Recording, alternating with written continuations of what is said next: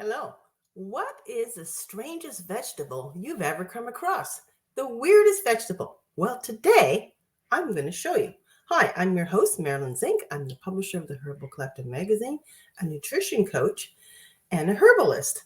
And the reason I do these videos is to perhaps inspire you to find interesting, unique ways to eat healthier using healthy fruits and vegetables and herbs and spices.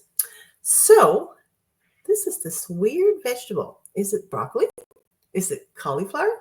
Maybe a bit of both. It's actually known as a broccoli Romanesco, but it's actually part of the cauliflower family.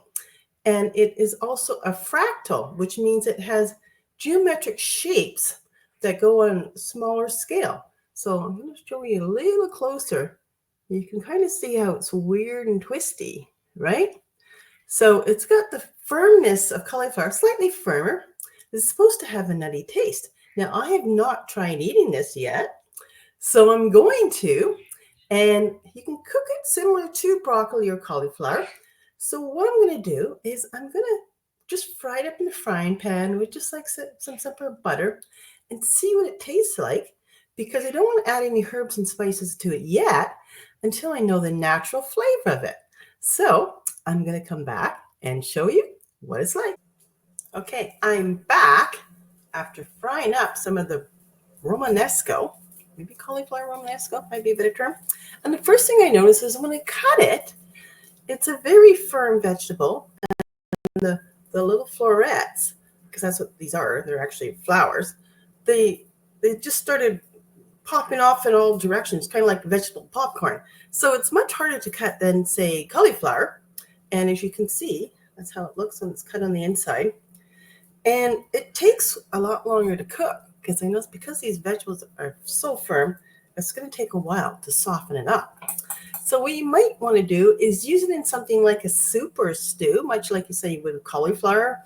Maybe it would go well like a cheesy Romanesco soup or stew, or maybe like in part of a rice pilaf or something like that. I'm just going to try it here. Not bad. Yeah. I did try a little bit of garlic in part of it, but it does have like a mild nutty flavor. So it's something to think about if you want to try cooking with a weird vegetable this fall. You might find it in your grocery store.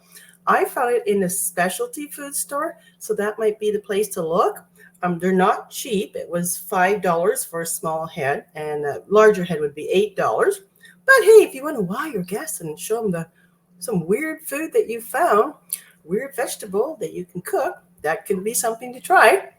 So anyway, I hope you enjoyed watching this video. And if you like it, subscribe to the channel and share it with your friends and show them all the things that you can discover with weird foods. And have a great day. Bye.